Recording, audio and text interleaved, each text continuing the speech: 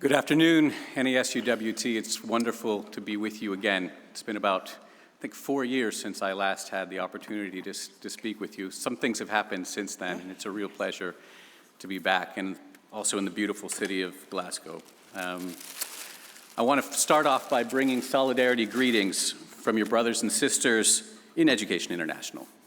383 member organizations, 178 countries, and their 32 million members who are standing both behind and beside you as you fight for a better deal for teachers. You need to know that for every one of you raising your voices, united through your union, working in the classroom and at the bargaining table, there are literally thousands and even tens of thousands of your fellow professionals globally who are seeing their futures through a lens that you are providing. They see that you are standing strong in the face of intimidation. They know that teacher pay has actually been declining in the UK for more than a decade. And they also know that teacher anxiety is high, job satisfaction low, and workloads are beyond unacceptable. Even though the truth about the 60-hour teacher work week was only admitted after the recent leak of government research, your colleagues around the world know the burnout. They know the inner turmoil about leaving this profession that we love. But they also know that a better deal for teachers is a better deal for students, for families, and for nations. They know this in their hearts as you do. And they also know this because you have done the work. A poll last month showed that 60% of parents and guardians and half of Britons support the action of teachers in these times. This is the social contract that you are shaping. It stipulates that the beating heart of successful education systems is a core of well-qualified, well-resourced, and well-paid teachers. They must be recognized as key partners for transforming education systems, and they must be involved in policy planning through collaboration between governments and education unions. And this includes the right to freedom of association and collective bargaining for all educators. Education status is a national bellwether. It tells us most precisely the prospects for children, the health status of the population, the income and civil rights of women, the likelihood of innovation and entrepreneurship, and its ability to respond and adapt to crisis, including conflict, climate change, and natural disasters. Today, the resources necessary for a functioning public sector to meet the fundamental needs of the people are scarce and declining. Education system resources have fallen by 65%. 65% in low and middle income countries, and 33% in upper middle and high income countries since the start of the pandemic. The solution to the shortfall is clear. We need to mobilize ourselves, our colleagues and our communities, to connect the crisis in funding to the sustainable world we want to create. That mobilization is well underway in the Go Public Fund Education campaign launched earlier this year by Education International and our member organizations, including the NASUWT. This global campaign to fund public education and the teaching profession unites us all in the fight to resource the public sector for quality education for all. To get there, financing decision makers like the World Bank and the IMF, they need to be educated about this new social contract. Large corporations and wealthy individuals can no longer be allowed to leverage the financial system for speculation and short-term profit-making while raising prices, hiding assets, and undermining state revenue collection. Billions in uncollected taxes must be brought out of hiding for investments in the public goods like public education to build economies that provide sustainable and broad-based growth. Our campaign has a special focus on government accountability. And in addition to uncovering and recovering the billions in corporate tax avoidance, governments need to take responsibility for a range of predator behavior in the marketplace. Speaking of accountability and hiding the truth, let me tell you a story. The last time I was here, I was telling you about Bridge International Academies. Now they're known as New Globe Ventures. Many conservative governments in the global north were hoping that it could provide a blueprint for replacing teacher professionalism with IT and AI in an effort to create and control cheaper teachers. While we were campaigning, and you were campaigning, and shining a light on the World Bank and other investors in these deregulated, deprofessionalized, for-profit schools with tablet holders for teachers and tin shacks for classrooms, there was a major cover-up. It turns out that these untrained individuals lacking even high school degrees and paid pennies a day had, in some cases, been abusing the students under their care. And Bridge went into crisis mode and covered it up. And why? Well, because it was damaging to their brand. So this is not, "I told you so." We can't bring back the student who was electrocuted or erase the trauma of assault, but we can continue to point to the evidence, and we can continue to raise hell about the dangers of cover-ups and government secrecy and lack of accountability. It's dangerous for teachers in many parts of the world right now. That's because it's a very difficult time for democracy in much of the world. Autocrats like Putin in Russia, Assad in Syria, the junta in Myanmar, they've waged brutal, notorious wars on civilian populations, with tens of thousands killed and millions on the move as refugees.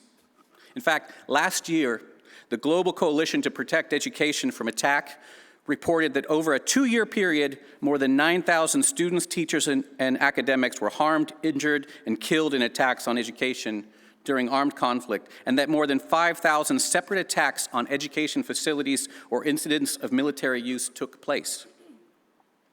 But educators and their unions are fighting back.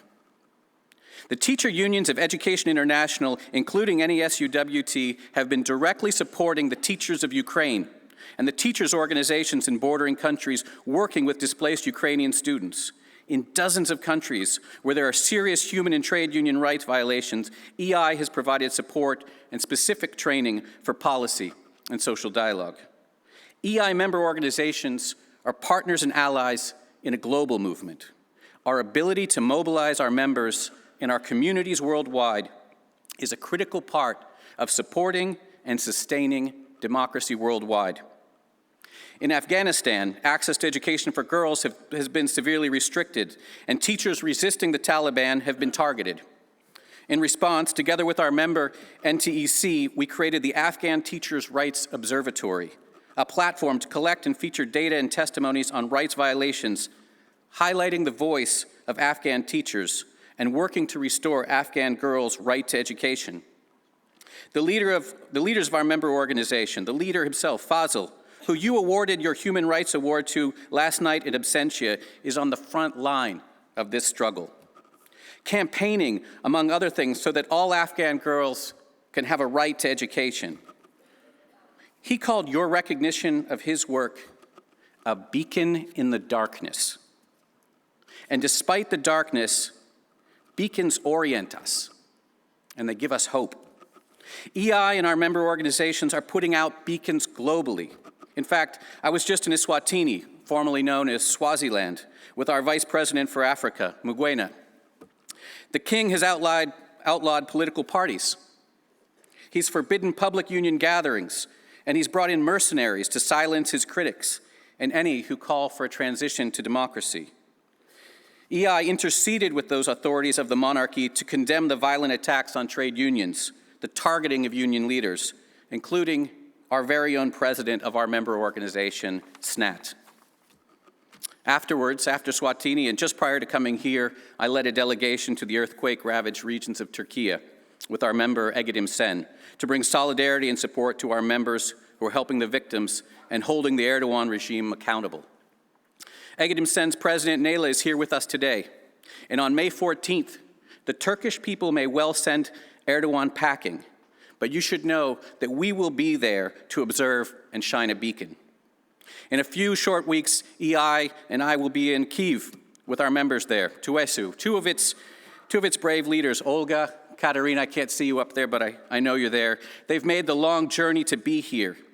And I am so proud of the solidarity and support EI members around the world have mobilized for them as they support the families of members who have lost everything in the war. And yes,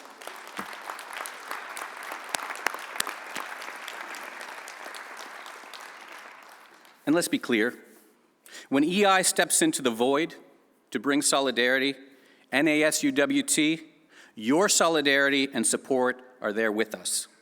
You make a world of difference in creating a different world. And it's essential that democracies make clear that educators and their unions are partners in the democratic enterprise and active allies in the fight against authoritarianism. Whether it's natural disasters or autocratic regimes, the thing that helps our members wake up and go do the hard work they have to do is the knowledge that they're not alone. NASUWT, you never let our fellow unionists feel alone. And that's why so many are here with you today as observers and participants.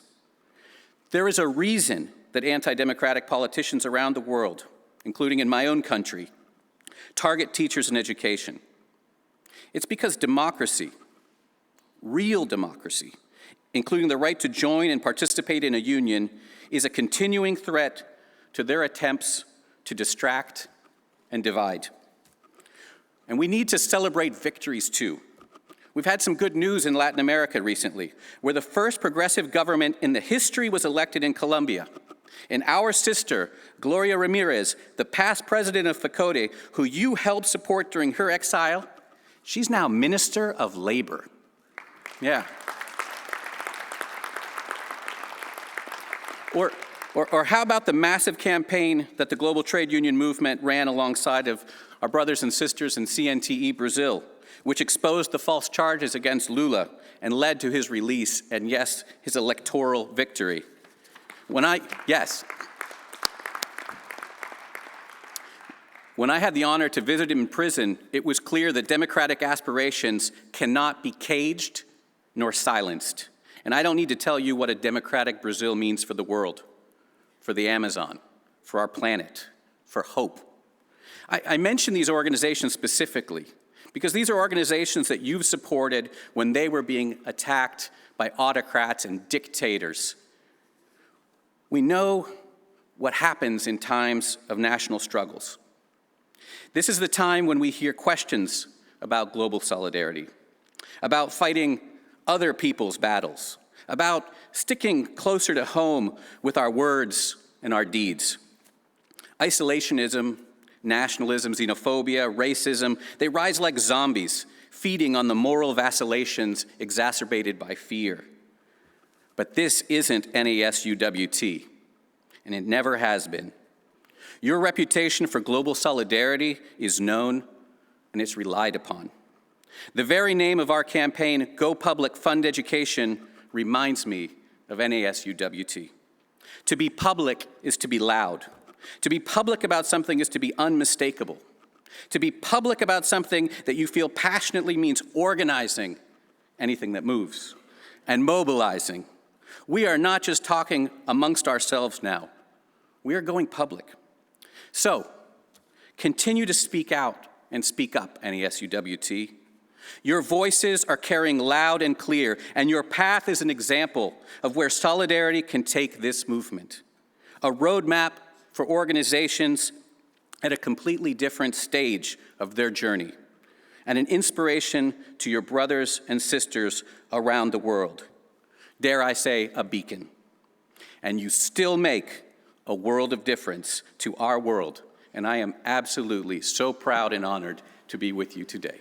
Thank you very much. Solidarity, brothers and sisters. Thank you.